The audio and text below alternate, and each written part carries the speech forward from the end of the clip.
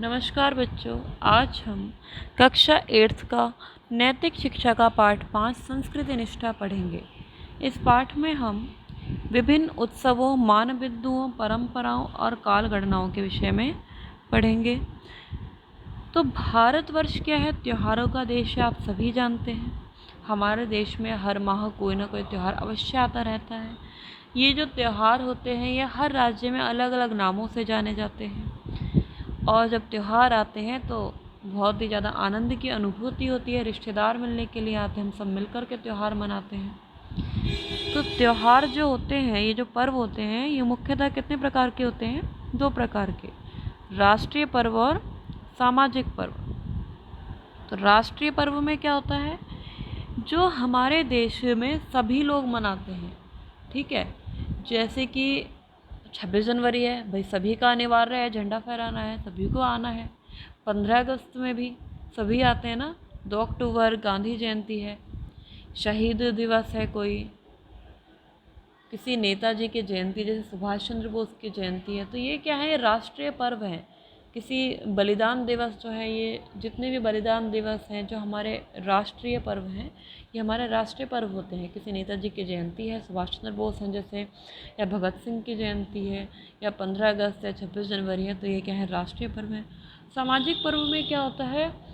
जो सभी जगह नहीं मनाए जाते हैं, ठीक है। हर राज्य के अपने अपने अलग होते हैं सामाजिक पर्व, या कहीं पर किसी और नाम से जाने जाते हैं। 26 जनवरी तो पूरे देश में एक ही नाम से जानी जाती है, 15 अगस्त भी एक ही नाम से जाना जाता है। लेकिन ये जो सामाजिक पर्व हैं, जैसे दीपावली है, रक्षाबंधन है, विजयादशमी है, मकर संक्रांति, वर्ष प्रतिपदा, ये हमारे सामाजिक पर्व हैं। इसके अतिरिक्त जहाँ पर आत्मशुद्धि, संकल्प शुद्ध शक्ति की वृद्धि में सहायक हैं, और ये जो है समय समय पर जो मेले वगैरह लगते हैं, ये सभी क्या है? हमारे राष्ट्र की जो क्या है, एकता, उसको बढ़ाने में भी सहायक है। क्योंकि त्योहारों पर ही सब एक दूसरे से मिलते हैं ना। जब त्यौहार होते हैं तभी हमारे रिश्तेदार आते हैं। होली होती है तब मिलने के लिए आते हैं, रक्षाबंधन में बहनें आती हैं, भाई आते हैं। तो इस प्रकार से जो ये सामाजिक पर्व हैं, जो राष्ट्रीय पर्व हैं, ये हमारे देश की एकता को बढ़ाने का भी एक प्रतीक है। भारत में हर त्यौहार का, हर पर्व का अपना एक महत्व है। ये एक उत्सव की तरह मनाए जाते हैं हर त्यौहार, हर पर्व। आपने देखा होगा जब रक्षाबंधन आती है तो पूरा बाजार देख करके लगता है कि सभी की रक्षाबंधन है, चारों तरफ राखियाँ ही राखियाँ होती हैं। होली आती है तो चारों तरफ गुलाल ही गुलाल दिखता है। दीपावली पर हर जगह दीपक, छोटे छोटे दीपक दिखते हैं, मोमबत्तियाँ दिखती हैं, पटाखे दिखते हैं। तो त्यौहार जब आते हैं तो आने से पहले ही, एक 1-1.5 हफ्ते पहले से ही ये पता लग जाता है कि हाँ त्यौहार आ रहा है। जैसे रंगों का त्यौहार कौन सा होता है? होली है। होली आप सभी खेलते होंगे। होली पर क्या होता है? रंग उड़ाते हैं, रंग खेलते हैं, नए नए पकवान बनते हैं। तिल और गुड़ पकवान कब बनते हैं? मकर संक्रांति पर बनते हैं। नवीन सत्र का आरंभ कब होता है? वर्ष प्रतिपदा में। शस्त्रों की पूजा कब होती है? विजयदशमी पर। विजयदशमी पर क्या होता है? दशहरा जब पूछता है तो आपने देखा होगा कि आपके जो शस्त्र होते हैं, जो कॉपी किताबें होती हैं, उनकी पूजा करी जाती है। सरस्वती की पूजा हम करते हैं बसंत पंचमी पर। इस दिन हम सब पीले वस्त्र पहनते हैं, पीले पीला, सब कुछ पीला ही होता है। पीली खिचड़ी बनती है, पीला खाना बनता है, सब जगह पीले पीले फूल दिखाई देते हैं। सरसों जो होती है वो उस समय पक गई होती है, खेतों में भी क्या है, सरसों ही उगी होती है। और बहनें जब भाइयों को राखी बांधती हैं तो वो त्यौहार कौन सा होता है? रक्षाबंधन होता है। रक्षाबंधन अभी निकला है ना, आप सभी ने अपने अपने भाइयों को राखी बांधी होगी। जो भैया हैं उन्होंने राखियाँ बंधवाई होंगी। चैत्र मास में क्या होता है? नया सत्र आरंभ होता है, रामनवमी होती है, हनुमान जयंती होती है, और गणगौर होता है। गणगौर जो है ये एक नृत्य होता है, ये बहुत ही अधिक प्रसिद्ध है। वैशाखी में परशुराम जयंती होती है। ज्येष्ठ मास में क्या होता है? गंगा दशहरा होता है। गंगा दशहरा पर क्या होता है? गंगा जी में नहाने के लिए जाते हैं, पूरी वगैरह बना कर के लेके जाते हैं, गंगा में नहाते हैं। आषाढ़ मास में गुरु पूर्णिमा होती है। इस दिन क्या होता है? अपने गुरु को स्मरण करा जाता है, पूजा पाठ करते हैं लोग। कई लोग क्या करते हैं? हवन वगैरह करते हैं। श्रावण मास में हरियाली तीज आती है, नाग पंचमी आती है, रक्षाबंधन आती है। हरियाली तीज में आपने देखा होगा आपकी माताएं जो होती हैं वो मेहंदी लगाती हैं, व्रत रखती हैं, तीज का व्रत रखती हैं, झूला झूलते हैं।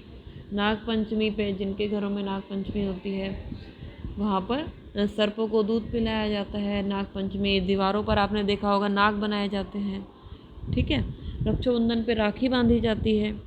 भाद्रपद में श्री कृष्ण जन्माष्टमी, अनंत चतुर्दशी। तो जन्माष्टमी पर क्या होता है कि जन्माष्टमी पर कृष्ण जी का जन्म होता है। लोग व्रत रखते हैं। रात को कुछ लोग क्या करते हैं, रात को 12-12 बजे व्रत खोलते हैं। आश्विन मास में क्या होता है, नवरात्रि होती है, विजयादशमी होती है और शरद पूर्णिमा होती है। नवरात्रि में हम क्या करते हैं, 9 दिन तक देवी जी की पूजा करते हैं, व्रत रखते हैं। जो देवी माँ है, दुर्गा है, काली है, कालरात्रि है, तो देवी के जो 9 रूप हैं उनकी पूजा करते हैं। फिर सभी के जगह क्या होते हैं, वो लास्ट में क्या होता है, जब 9वीं पुजती है, किसी के घर 9वीं पुजती है, 8वीं पुजती है, तो सभी लोग क्या करते हैं, अपने अपने घर जब 9वीं पुजती है, 8वीं पुजती है, तो हम वहाँ पर खाना खाने के लिए जाते हैं ना, हमें बुलाने के लिए आते हैं, फिर हमें पैसे भी मिलते हैं, टीका लगता है। तो इस तरीके से 9 दुर्गे से सभी जानते हैं, व्रत रखते हैं, देवी जी की पूजा करते हैं। विजयादशमी पर शस्त्रों की पूजा होती है, दशहरा होता है। शरद पूर्णिमा पर खीर बनाई जाती है। शरद पूर्णिमा पर चांद जो है पूरा निकलता है। कार्तिक मास में आती है करवा चौथ, धनतेरस और दिवाली। करवा चौथ पर क्या होता है, जो पत्नियां होती हैं वो अपने पतियों की लंबी उम्र के लिए व्रत रखती हैं। पूरा निर्जला व्रत रखा जाता है। फिर रात में क्या होता है, चांद को देख करके व्रत खोला जाता है। धनतेरस पर कोई भी नई चीज़ ली जाती है, फिर वो चांदी की हो, सोने की हो, तो इस तरीके से कोई भी नई चीज़ ली जाती है धनतेरस पर। धनतेरस दिवाली से एक दिन पहले आती है। और दिवाली पर क्या होता है, पूरे घर को दीपों से सजाया जाता है।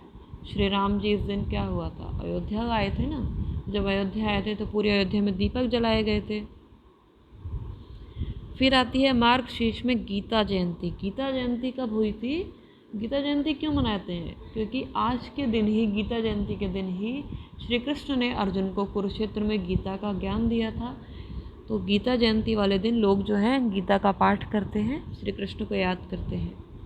पौष मास में गुरुदेव सिंह की जयंती होती है। माघ में क्या होता है, मकर संक्रांति आती है, बसंत पंचमी आती है। फागुन में महाशिवरात्रि और होली। महाशिवरात्रि पर क्या होता है, शिव जी की पूजा करते हैं लोग। जो कांवर लेकर के जाते हैं वो उस दिन क्या करते हैं, कांवर चढ़ाते हैं अपनी। शिवलिंग पर धतूरा चढ़ाया जाता है, बेलपत्र चढ़ाया जाता है, शिवलिंग का अभिषेक किया जाता है, दूध चढ़ाया जाता है, जल, शहद, घी, दही, इन सब चीज़ों से शिव जी का अभिषेक किया जाता है। और होली पर आप सभी जानते हैं कि रंगों से खेला जाता है। सब एक दूसरे को गुलाल लगाते हैं, रंग लगाते हैं। उसके बाद क्या आता है, मेले। तो कोई ना कोई जो ये मेले होते हैं ये हर जगह लगते रहते हैं। कभी किसी चीज़ का मेला है, कभी किसी चीज़ का मेला लगता है।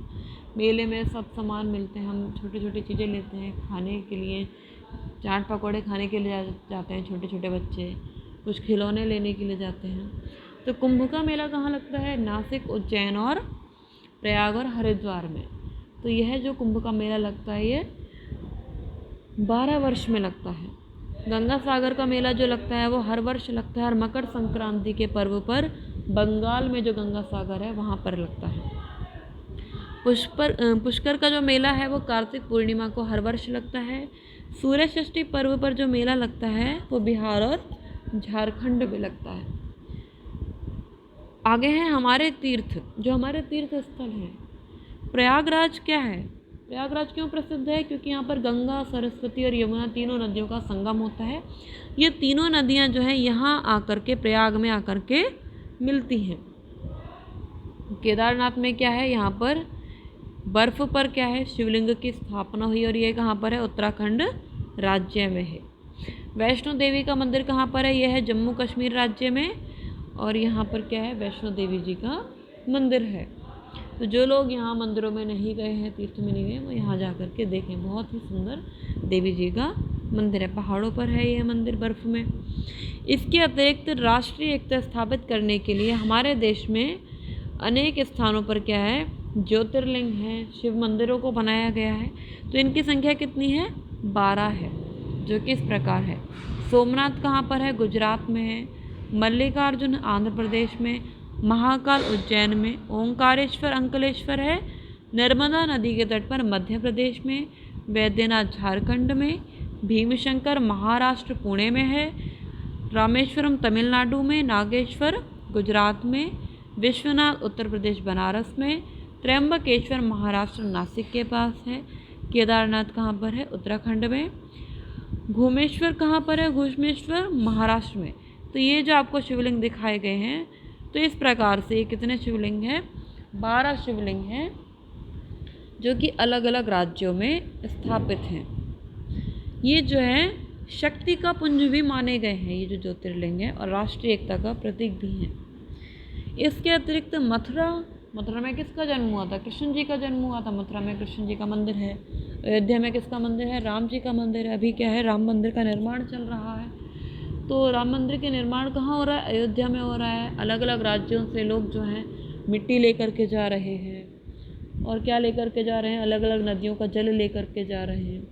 तो अयोध्या में श्री राम का मंदिर बन रहा है, और मथुरा में किसका मंदिर है? कृष्ण जी का मंदिर है। तो मथुरा और अयोध्या श्री राम और कृष्ण के लिए प्रसिद्ध है, और ये जो है धार्मिक स्थली हैं। अब आते हैं हमारे पवित्र प्रतीक चिन्ह। तो ये जो प्रतीक चिन्ह है, ये क्या है? हमारी धार्मिक श्रद्धा और आस्था का प्रतीक माने गए हैं। जैसे कमल का जो फूल है, कमल क्या है? हमारा राष्ट्रीय पुष्प भी है, आप सभी ने देखा होगा। जिसने नहीं देखा है वो यहाँ देख लीजिए। कमल जो है वो कीचड़ में ही उगता है। तो कमल जो है वो भारतीय जीवन दर्शन का प्रतीक है। ये जो है पूजा में रखा जाता है। लक्ष्मी जी की जो पूजा होती है वो कमल के बिना अधूरी मानी गई है। जो दीपक है वो सभी के घर में जलता है, ठीक है, पूजा सभी लोग करते हैं। तो दीपक किसका प्रतीक है? प्रकाश का और ज्ञान का प्रतीक है दीपक। जब कोई पूजा होती है, पूजा पाठ होता है, आरती होती है, तो दीपक जलाकर ही उसको संपन्न किया जाता है। आगे है कलश वगैरह हैं। ये कलश किस लिए होता है?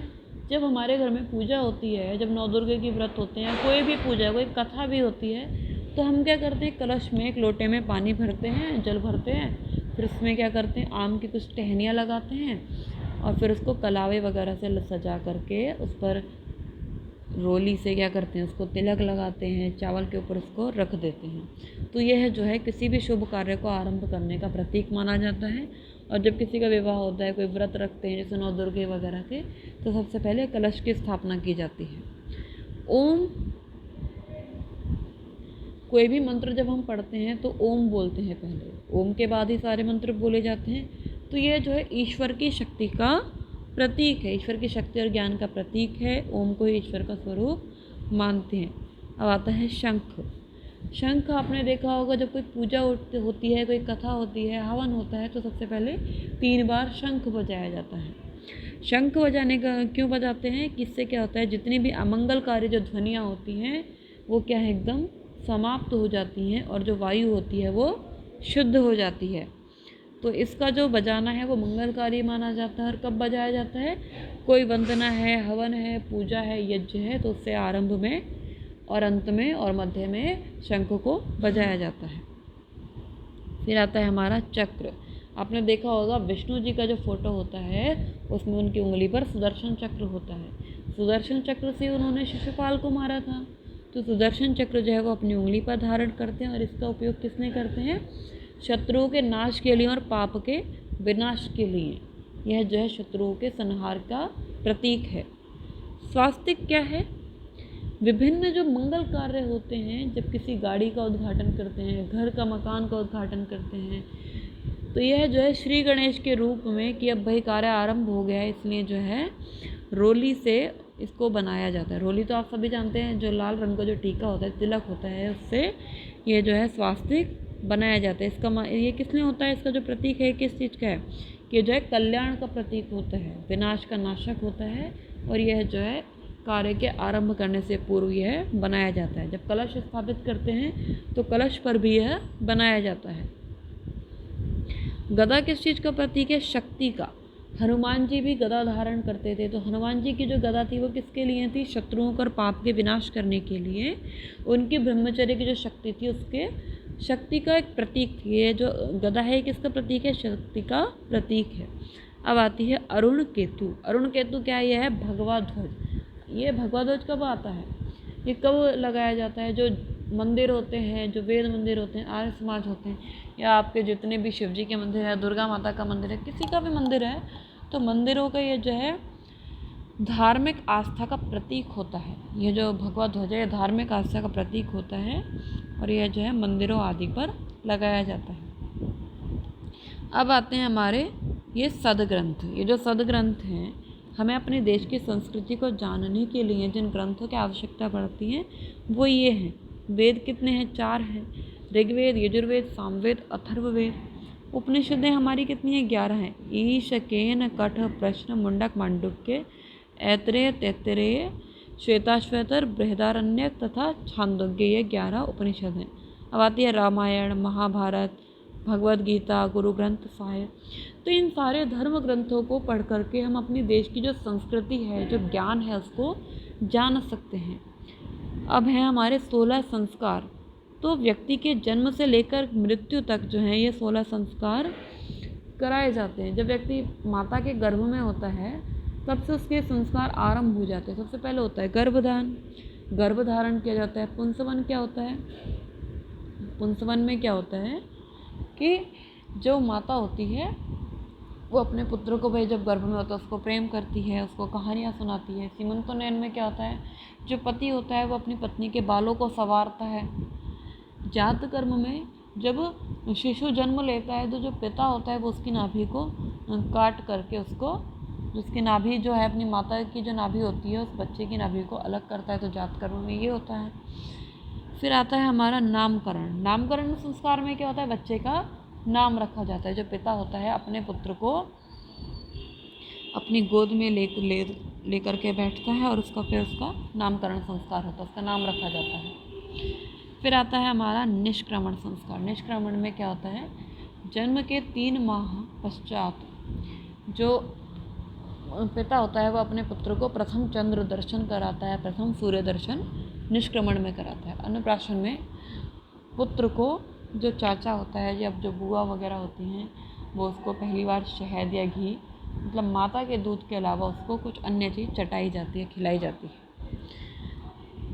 फिर आता है चूड़ाकर्म। चूड़ाकर्म क्या होता है? इसमें शिशु के जो बाल होते हैं उनको निकाल दिया जाता है। उन बालों को जो सिर के जो बाल होते हैं उनको हटा करके आटे में बिल्कुल अच्छे से पैक करके रख करके गंगा में प्रवाहित कर दिया जाता है।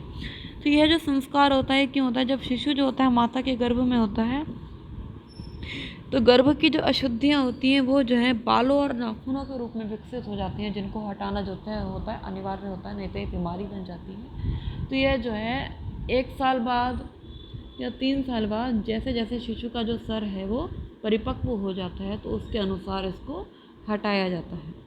इसको मुंडन भी बोलते हैं। ये जो है गंगा किनारे जा कर के लोग करते हैं या फिर अपना जो कुल देवी के जो मंदिर होते हैं उन पर करते हैं। कर्ण भेद में क्या होता है? ये 5वें या 6ठे साल में किया जाता है। इसमें बच्चे के कान छेदे जाते हैं तो ये जो है बच्चे का मामा करता है। उपनयन में यह जो है 11वें और 12वें वर्ष में किया जाता है या कभी कभी 13वें वर्ष में भी कर देते हैं। तो इसमें क्या होता है? यज्ञोपवीत संस्कार किया जाता है। इसके पश्चात ही जो बच्चा है वो पढ़ने के लिए सक्षम माना जाता है। उसके बाद ही उसकी पढ़ाई लिखाई शुरू होती है और उपनयन संस्कार गुरु के आश्रम में गुरु के द्वारा कराया जाता है। वेदारंभ में क्या होता है? वेदारंभ में इसके पश्चात ही जो शिशु है वो पढ़ाई लिखाई शुरू करने के लिए जाता है। समावर्तन में क्या होता है? बच्चे की जो है विदाई संस्कार किया जाता है समावर्तन में। तो पहली बार जब गुरु जो है अपने शिष्य का समावर्तन संस्कार में श्रृंगार करता है उसके बाद वह जो है अपने घर के लिए जाता है। विवाह में क्या होता है? बच्चे का विवाह किया जाता है जब वो 20-21 साल का हो जाता है या 18 साल का हो जाता है तब उसका विवाह किया जाता है। वानप्रस्थ जब उसके शिशु वगैरह हो जाते हैं, उस युवक जब वो युवक बन जाता है, जब उसके बच्चे हो जाते हैं तो वो जो है अपने जो है बच्चों के ऊपर जब उसके बच्चे हो जाते हैं तो वानप्रस्थ ग्रहण कर लेता है। तो वो जो है उनके ऊपर उनकी जिम्मेदारियां छोड़ करके अपने जो धार्मिक कार्य हैं पूजा पाठ वगैरह इत्यादि में लग्न हो जाता है। फिर है संन्यास। संन्यास में क्या होता है? वो अपने घर परिवार को पूरी तरह छोड़ देता है और समाज का जो कल्याण होता है वह कार्य करता है और जंगल आदि में निवास करता है, ध्यान करता है, तप लगाता है। केवल उसके जीवन का एक ही उद्देश्य रह जाता है संन्यास कार्य में, जब कि उसके जीवन का उद्देश्य क्या रह जाता है, मोक्ष रह जाता है, तो वह जो है जो तप होता है उसको करता है, तप करता है, ध्यान लगाता है, समाधि लगाता है। अंत्येष्टि क्या होता है, जीवन का सबसे अंतिम क्षण होता है। जब व्यक्ति की मृत्यु हो जाती है तो जब उसकी चिता जलाई जाती है तो उस समय जितनी भी क्रियाएं होती हैं जो उसके पुत्र के द्वारा संपन्न की जाती हैं तो वो जो है अंत्येष्टि में आती है। ठीक है, अंत्येष्टि के बाद क्या होता है, मृतक भोज वगैरह जो होते हैं ये सब क्या है, अंत्येष्टि की प्रक्रियाएं मानी गई हैं। तो इस प्रकार से मनुष्य के जन्म से लेकर के मृत्यु पर्यंत 16 संस्कार किए जाते हैं। और हम अपने देश की जो संस्कृति है, जो अपने धर्म की जो संस्कृति है, आस्था है, उसको जानने के लिए विभिन्न धर्म ग्रंथ हैं, रामायण है, महाभारत है, वेद हैं, पुराण हैं, उपनिषदें हैं, इनके ज़रिए हम अपनी संस्कृति को जान सकते हैं। विभिन्न क्या है, हमारे संस्कृति के विभिन्न प्रतीक चिन्ह हैं, सतिया है, स्वास्तिक है, कलश है, दीपक है, शंख है। तो यह सब क्या है, कोई ज्ञान का प्रतीक है, कोई प्रकाश का प्रतीक है, कोई कल्याण का है, तो कोई शत्रुओं के विनाश का प्रतीक है, शक्ति का प्रतीक है। तो यह जो है विशेष, ये सभी क्या है, विभिन्न प्रतीक चिन्ह हैं। अलग अलग राज्यों में अलग अलग धर्म के स्थल हैं। कहीं मथुरा है तो कहीं अयोध्या में राम का मंदिर है, तो कहीं कृष्ण का मंदिर है, कहीं शिवलिंग की स्थापना की गई है। अलग अलग पर्व हैं, अलग अलग राज्यों में अलग अलग त्यौहार हैं। कहीं होली मनाई जा रही है तो कहीं दीपावली है, कहीं रक्षाबंधन है, कहीं वैशाखी का पर्व है।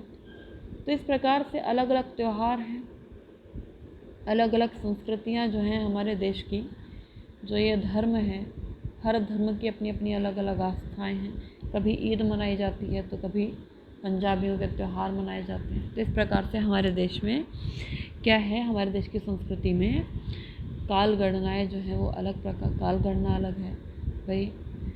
हर महीने अलग अलग पर्व आ रहे हैं, हर महीने का अपना अलग पर्व है, अलग अलग जो है इनके प्रतीक चिन्ह हैं। विभिन्न सदग्रंथ हैं हमारे, रामायण है, गीता है, संस्कार है। तो यह सभी क्या है, हमारी संस्कृति के प्रतीक चिन्ह हैं। तो इस पाठ में हमने अपने देश की संस्कृति के विषय में जाना है, परंपराओं के, पर्वों के विषय में जाना है। इसके जो नोट्स हैं वो आपको PDF के माध्यम से भेज दिए जाएंगे। धन्यवाद।